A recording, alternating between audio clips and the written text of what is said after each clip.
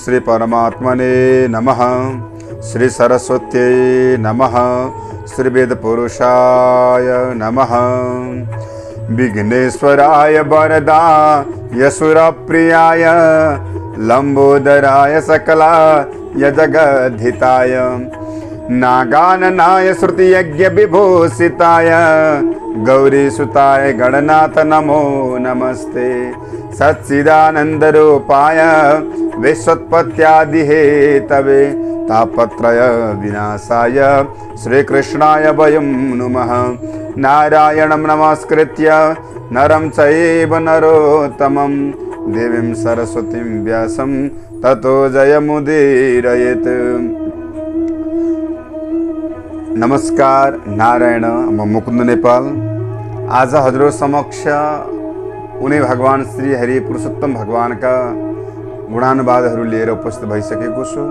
जहाँ जहाँबाट हामीहरूलाई हेर्दै हुनुहुन्छ, नयाँ हुनुहुन्छ भने च्यानललाई सब्सक्राइब गर्नुहोला, लाइक गर्नुहोला, सेयर गर्नुहोला, सब्सक्राइब गर्नुहोला र भगवानका यी लीलाहरूलाई श्रवण गरेर धन्य हुनुहोस् भन्ने अभिप्रायका साथमा आउनुहोस्। आजको अध्यायलाई प्रारम्भ गरौँ। आज 18औं अध्याय लिएर म हजुरहरू समक्ष उपस्थित भइसकेको छु। समादरणीय भक्त सज्जनवृन्दहरू, अहिलेको एउटा पावन समय जुन चलिरहेको छ, जहाँ उनी भगवान श्री हरिको गुणानुवाद गर्ने यो पुरुषोत्तम महात्म्य अहिले हामीले श्रवण गर्दै गर्दा आज हामी 18औं अध्यायलाई श्रवण गर्दैछौँ। एकचित्त भएर श्रवण गर्नुहोला। भगवान श्री हरिका लीलाहरू के कस्ता रहेछन् जीवनलाई प्रयोग गर्नुहोला भन्दै आउनुहोस्। अबको प्रसङ्ग हामी अगाडि बढ्नेछौँ। नारदले भन्नुहुन्छ भगवान श्री नारायणलाई, दृढधन्वा मही पम्तम किमुवाच परम तत वाल्मीकिर्भगवन् साक्षात् तद्वदस्व तपोनिधे। हे भगवान, हे तपोनिधे, हे तपस्याका खाने भगवान नारायण। त्यस पश्चात भगवान श्री हरिले, भगवान जो साक्षात भगवान हुनुहुन्छ, वाल्मीकि ऋषिले दृढधन्वा राजालाई के भन्नुभयो त्यो कुराको आज्ञा गरी बक्सोस् महाराज। त्यस पश्चातमा के भन्नुभयो त? तब नारायणले भन्नुहुन्छ, दृढधन्वा स राजर्षेर श्रुत्वा प्रक्ताननात्मनः स विस्मयं समापृच्छद वाल्मीकिं मुनिषत्तम। नारायणले भन्नुहुन्छ, हे राजर्षि, दृढधन्वाले आफ्नो पूर्व जन्मको वृत्तान्त सुनेर आश्चर्यचकित हुनुभयो। फेरि ती मुनिश्रेष्ठ वाल्मीकिलाई नम्रतापूर्वक प्रश्न गर्नुहुन्छ। दृढधन्वाले भन्नुहुन्छ, ब्रह्मस्तपवचो रम्यं सुधा कल्पं नवं वनं पीत्वा पीत्वा न तृप्तोस्मे भूयो वद तप ततः परम। भगवान, हजुरको मुखारविन्दबाट यी अमृतमय वाणीहरूलाई श्रवण गर्दै गर्दा, नयाँ नयाँ ती प्रसङ्गहरूलाई श्रवण गर्दै गर्दा न तृप्तोस्मे, म तृप्त भइन महाराज। वदह तत्परम तद्वदह, त्योभन्दा पश्चातका प्रसङ्गहरूलाई बताइदिई बक्स्योस्। नवम नवम, नयाँ नयाँ प्रसङ्गहरू श्रवण गर्न चाहन्छु। अमृतमय वाणी हो हजुरको मुखारविन्दबाट, सम्पूर्ण विषयहरू मलाई श्रवण गराइबक्स्योस्, ताकि हजुरको मुखारविन्दबाट ती प्रसङ्गहरू मैले श्रवण गर्न सकौँ। तब वाल्मीकि ऋषिले भन्नुहुन्छ, राजा दृढधन्वालाई भन्नुहुन्छ, एवं विलपतस्तस्य विप्रस्य जगतीपते अकाल जदलदोद्भ्यागाद गर्जयंस दिशो दश। तत्पश्चातमा वाल्मीकि ऋषिले भन्नुहुन्छ, हे जगतपति, हे राजन, यस्ता प्रकारले ती ब्राह्मण जो अलाप विलाप गरिरहेकै थिए, त्यसै समयमा अनायास मेघ गर्जन लाग्यो। मेघ गर्जन लाग्यो। बबहु वायु खरस्पर्श कम्पयन्निव पर्वतात, पर्वतहरू काम्न लागे। चारैतर्फ अन्धकार सन्नाहट प्रहर छायो। अत्यन्त आँधी भेरी आयो। सारा बिजुलीहरू चम्किन लागे। जल वर्षा हुन लाग्यो। परन्तु नासौ विज्ञातवान किंचित पुत्र शोकाग्नि तापिता। पुत्र शोकको अग्निमा पीडित ती राजनले, सुदेवले यो सारा प्रपञ्चहरू केही पनि थाहा पाउनु भएन। न मेघ गर्जेको थाहा पाउनुभयो, बादल, मेघ, बिजुली, चट्याङ, पानी, अनेक प्रकारका जहाँ आधी बिहारी जुन समय भयो, भोक प्यास सारा चिजहरूलाई हटाइदिएर केवल पुत्रको शोकमा नै विलाप गरिरहनु भएको थियो। केवल भनिरहनु भएको थियो कि पुत्र नपपौ विबुझै नैव पुत्र पुत्र इति ब्रुवन्। केवल सारा चिजको वास्ता छैन, वास्ता छ, याद छ त केवल पुत्र पुत्र मात्र भनेर समयलाई यापन गर्नुभयो।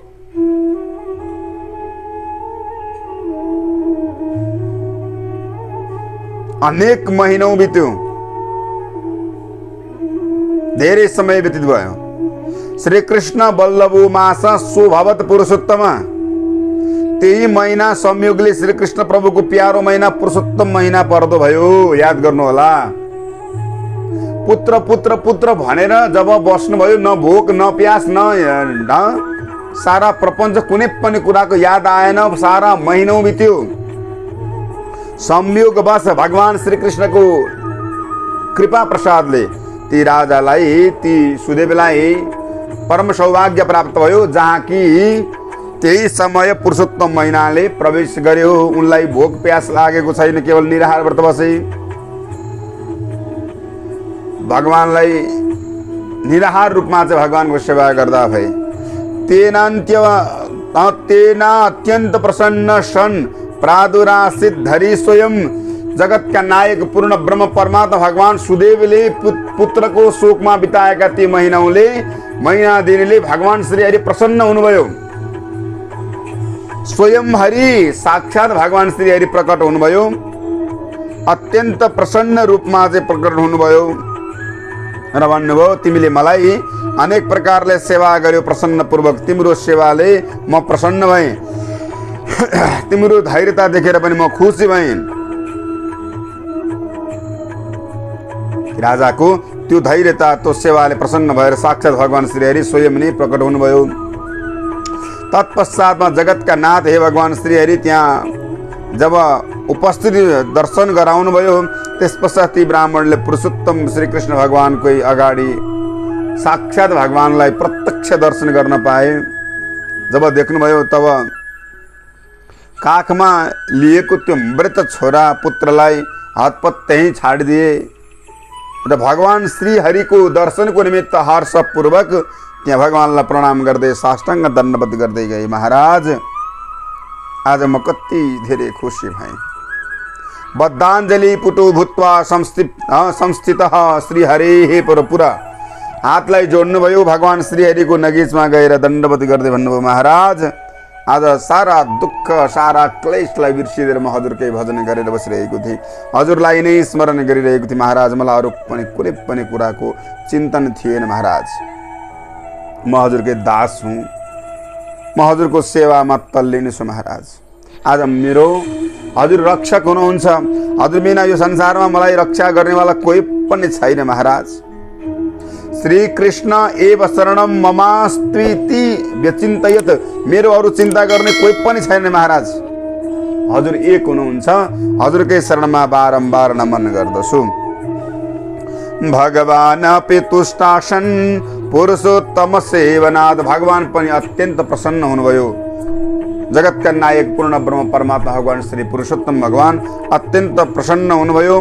अवोचन मथुरा वाणी, अत्यन्त मधुर वाणी बोल्नुभयो। आनन्द पूर्वक जुन चिजलाई श्रवण गर्दै गर्दा जीवन धन्य हुनेछ, भगवानले भन्नुभयो कि बाबु भो सुदेव धन्योसी भगवान साम्प्रतम भवन। हे सुदेव, भगवान श्री हरिले भन्नुभयो, हे सुदेव, तिमी धन्य छौ, तिमी अत्यन्त भाग्यमानी छौ। तद्भाग्यम वर्णितुम को वा समर्थ्यो भुवनत्र यो त्रिभुवनमा, तिम्रो भाग्यको वर्णन गर्नेवाला कोही पनि सामर्थ्य छैन। सारा तिम्रो त्यो सुख, तिम्रो त्यो आनन्द आज म बताउँदैछु तिमीलाई, तिम्रो भाग्य अरू कसैले पनि व्याख्या गर्न सक्दैनन्। शृणु वत्स प्रवक्ष्यहम् यत्ते भावि तपोनिधे, सुन, म तिमीलाई बताउँदैछु। हे वत्स, हे बालक, तिम्रो परमात्माको कृपा कसरी हुँदो रहेछ। भक्त भागवतहरू याद गर्नु होला।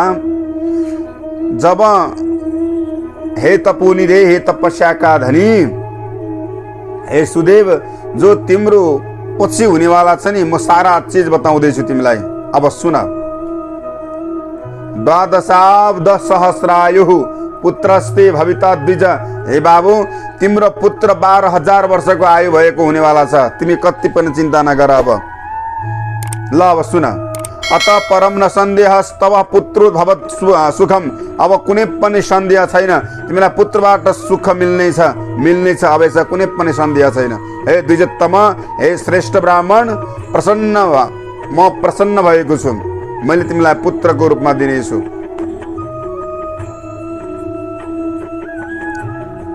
तिमीलाई जगतका नायक पूर्ण ब्रह्म परमात्मा भगवान श्रीहरि पुरुषोत्तम भगवान प्रसन्न भएर वरदान दिनुभएको छ पुत्रको रूपमा। यो पुत्र मैले तिमीलाई पुनर्जीवित गरिदिनेछु, कृपा तिमी चिन्ता नगर। मेरो प्रसाद तिमीलाई यही नै हुनेछ। अत्र ते कथयिष्यामि इतिहास पुरातन मार्कण्डेयेन मुनीनां पुरा प्रोक्तम रघुरूपम। म तिमीलाई एउटा मिठो प्रसङ्ग बताउँदछु, सावधान भएर श्रवण गर।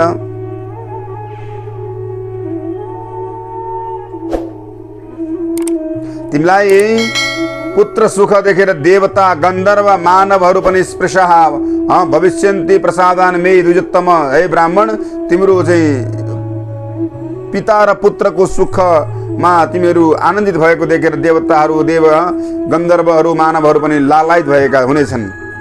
यस विषयमा म तिमीलाई त्यो समयको एउटा बडो मिठो प्रसङ्ग श्रवण गराउँछु, जुन रघु राजालाई मार्कण्डेय मुनिले बताउनु भएको एउटा पुरानो इतिहास छ। म त्यो तिमीलाई बताउँदछु, आनन्दपूर्वक श्रवण गर। पुरा मुनीश्वर कच्चित धनुर्नाम मनाः पश्यन् पुत्रादि निर्दग्धा लोकान् दीन मना अभूत। हे महाराज, उहिले कुनै समयमा उदार दिल भएका धनुष नाम गरेका एकजना ऋषि हुनुहुन्थ्यो, मुनीश्वर हुनुहुन्थ्यो। मनुष्यहरूलाई आफ्ना छोराछोरीको रूपमा मानसिक चिन्ताले डढेका, जो पीरमा परेको देखेर उदास मन भएका ती ऋषिले, एक दिनको कुरा हो, उनले मर्दै नमर्ने अमर छोरो पाउने इच्छाले कठोर तपस्या गर्नुभयो। त्यस्ता प्रकारले 1000 वर्षसम्म बितेका तपस्यामा बिताए पश्चात देवताहरूले ती धनुषलाई मुनिलाई भन्नुभयो, हे धनुष, तिम्रो कठोर तपस्याबाट हामी प्रसन्न भयौँ, के चाहन्छौ वरदान माग, हामी तिम्रो वरदानलाई पुरा गर्नेछौँ भन्दै गर्दा ती नारायण ऋषि भन्नुहुन्छ, अमृत समान यस्तो वचन भगवानको श्रवण गरेर ती तपस्वी धनुषले भने, अत्यन्त बुद्धिमानी, कहिले नमर्ने मलाई पुत्र दिनुहोस्, अरू मलाई केही पनि चाहिँदैन भनेर वरदान माग्नुभयो। तब ती सबै देवताहरूले पृथ्वी तलमा त यस्तो हुँदै नभएको छँदै छैन, यो कहिले पनि भएको छैन, हुँदै भएको छैन भनी धनुष मुनिलाई भन्दा फेरि धनुष मुनिले भन्नुभयो, त्यसो भएदेखि आयुको मर्यादा जो अवधि बाँधिएको छोरो होस् भनेर कामना गर्नुभयो। अनि तत्पश्चातमा त्यहाँ देवताहरूले कस्तो मर्यादा भनेर प्रश्न राख्दै गर्दा तब ती मुनिहरूले भन्नुहुन्छ, असौ महान गिरिर्यावत् तावदायुर्विधीयते। तत्पश्चातमा महाराज, त्यसो भएदेखि आयुले यो पहाडको जस्तो जबसम्म रहन्छ तबसम्म त्यस्तो आयु भएको मलाई पुत्र दिनुहोस्। याद गर्नुहोला, यो पर्वत गिरी भनेको पर्वत जबसम्म रहन्छ तब त्यही रौन्जेलसम्मको आयु भएको मेरो पुत्र मलाई दिनुहोस्। तब तावद आयुर्विधीयताम, त्यही बराबर जबसम्म यो पर्वत रहन्छ तबसम्म मेरो पुत्र जीवित रहनु पर्दछ भनेर वरदान मागे। लौ यस्तै होस् भनेर आशीर्वाद पनि दिनुभयो। समय अन्तराल सँगसँगै धनुष शर्माले अनेक समय भगवानलाई जो वन्दना गरे पश्चातमा भगवानको कृपा प्रसाद प्राप्त भयो, पुत्रको आगमन भयो। पुत्र कस्तो भए? शुक्ल पक्षको चन्द्रमा चाहिँ बढ्दै बढ्दै बढ्दै गए। वर्ष भयो कति? प्राप्ति तु 1600 वर्षे पुत्रम प्राह मुनीश्वर, 16 वर्षका भए। अनि समय अन्तराल सँगसँगै अब धनुष मुनीश्वर जो धनुषले आफ्ना पुत्रलाई अनेक प्रकारका ज्ञानवर्धक कुराहरू सिकाउन लाग्नुभयो। तर पुत्र कस्ता भए? न ज्ञानी भए, न तपस्वी भए, न पिताका वचनहरूलाई मान्दछन्। पिताले गर भन्नुहुन्छ, बाबु सन्त महन्त ऋषि महर्षि ब्रह्मर्षिहरूको कहिले पनि अपमान नहोस्, आफूभन्दा ठुलाको वाणीलाई कहिले पनि नकाट्नु, अकाट्य वाणी हुनेछन्। गुरुहरूको इज्जत गर्नु, वेदको इज्जत गर्नु, सानालाई प्रेम गर्नु, भगवानको सेवा गर्नु, माता पितालाई सेवा गर्नु, अनेक प्रकारका ज्ञान दिनुभयो। तर ती बालक मान्दैनथे, बालकले मानेनन्, अपमान गर्न लागे। घमण्डी नबन है भनेर पिताजी सिकाउनुहुन्थ्यो, तर पुत्र अत्यन्त घमण्डी हुन लागे। पिता मुनि ऋषि महर्षिहरूको अनादर गर्न लाग्यो, सबैलाई दिक्क लगाउन लाग्यो, सबै दुःखी हुन लाग्नुभयो। अब अरू कसैको पनि कुरालाई खाँदैनथ्यो। एक समयको कुरा हो, कदाचिन महिषो नाम मुनि परम कोपन, अत्यन्त कुपित रिसाइरहने एकजना महिष नाम गरेका ऋषि हुनुहुँदो रहेछ। उहाँले चाहिँ सबैको कल्याणकारी चाहिँ होस्, सबैको मङ्गल होस् भनेर सालग्रामको पूजा गर्नलाई लाग्नु भएको रहेछ। पूजा या मास विधिना सालग्राम शिला शुभम, पूजालाई प्रारम्भ गर्नुभएको रहेछ। तदानीं सा समागत्यम तामदाय त्वरान्वितः, त्यही स्थानमा गएर ती बालकले सालग्रामको अपमान गरे। त्यहाँबाट ती चकचक गर्ने बालक जो त्यहाँबाट अत्यन्त रिसले गएर त्यो सालग्राम सबैलाई निकालेर हिँडिदिए। कहाँ लगेर फ्याँकिदिए भन्दाखेरि कुपे इनारमा लगेर फ्याँकिदिए। इनारमा लगेर फ्याँकिदिए। तब अत्यन्त क्रोधित हुनुभयो ती ऋषि। भन्नुभयो तत क्रोधा समावेष्ट काल रुद्र इवा पर, यो त साह्रै मूर्ख रहेछ, यो त तत्काल नै मरिजाओस् भनेर श्राप दिनुभयो ती ऋषिले। सशापम धनुषः पुत्रैर अद्यैव म्रियतामयम, यो अहिले नै मरोस् भनेर श्राप दिनुभयो ती ऋषिले। तर केही समय पश्चात त्यो बालक नमरेको थाहा पाउनुभयो। नमृतम पुत्रमालाक्ष्यम दग्धो मर्नस्य कारणम, यो किन मरेन आज, मैले श्राप दिएको, मेरो श्राप लागेन यसलाई, के कारण रहेछ भनेर ध्यान दृष्टिले हेरेको। नमर्ने कारण पत्ता लगाउनु भयो कि जबसम्म यो पर्वत रहन्छ तबसम्म यो बालक मर्ने रहेनछ भन्ने कुराको जानकारी पाउनुभयो। तब महिषा कोटिसो जातस्तैगिर सकलीकृत तदानीं मृत्युमापन्नो मुनिपुत्रो ऋति दुर्मद। महाराज तत्पश्चातमा अब उपायहरू केही पनि रहेन। भगवान श्रीहरिलाई यजन गर्नुभयो, पूजन गर्नुभयो, वन्दना गर्नुभयो। धनुषको जो पुत्रलाई अब निमित्त अवधि आयुवाला गराएको रहेछ, यसकारण तत्काल नै अब यो कसरी हुन्छ यो विकल्प सोच्नु पर्यो भनेर महिष मुनिले करोडौं रागाहरूलाई उत्पन्न गराउनु भयो। रागाहरूलाई उत्पन्न गराउनु भयो। तत्पश्चातमा के भन्नुभयो भने त्यो पहाडलाई टुक्रा टुक्रा गर्न लगाउनु भयो। पहाड टुक्रा टुक्रा भयो। आयु जब पहाड टुक्रा टुक्रा भयो तब ती बालक मर्दा भए। तब धनुष शर्माले अत्यन्त दुःखले लगातार विलाप गरे। तत्पश्चातमा विलप्यम बहुधा विप्रो गृहे पुत्र कलेवरम, जब आफ्नो मरेको पुत्रलाई लास देखेर अत्यन्त विलाप गर्न लागे। छोराको दुःख पीर असह्य छटपट असाध्यै छटपट गर्न लागे, चिन्ता गर्न लागे। एवं हठाप्त पुत्राय न सुखम यान्ति कुत्रचित्, हे भगवान आज फेरि मलाई यो के आपत आइलाग्यो। पुत्रको आयोजन लामो होस्, पर्वत जत्रो चाहिँ जसरी पर्वत रहिरहन्छ तबसम्म मेरो पुत्र पनि रहिरहोस् भनेर वरदान मागेको। तर आज पर्वत पनि खत्तम भयो, मेरो पुत्र पनि खत्तम भयो। के भयो महाराज? यस्ता कारणले अनेक प्रकारले जसले हठले पुत्रलाई प्राप्त गर्दछ त्यो कहिल्यै सुख पाउन सक्दैन। त्यो व्यक्तिले कति मिठो प्रसङ्ग छ। त्यही भएर हठ, ईर्ष्या, अहमता भावमा होइन। एवं हठाप्त पुत्राय न सुखम यान्ति कुत्रचित्, कहिले पनि सुख पाउनेवाला छैनन्। वैनतेयेन शोदत्तस्तनयं तनयो यम तपोधन, हे महाराज तथापि तप, हे तपोनिधे, हे तपका धनी महाराज सुदेव, गरुडजीले जो यो छोरो तिमीलाई दिएका छन्, यस छोरोले तिमीलाई संसारमा प्रशंसनीय पुत्रवाला हुनेछौ। अब विकल्पहरू केही पनि छैन।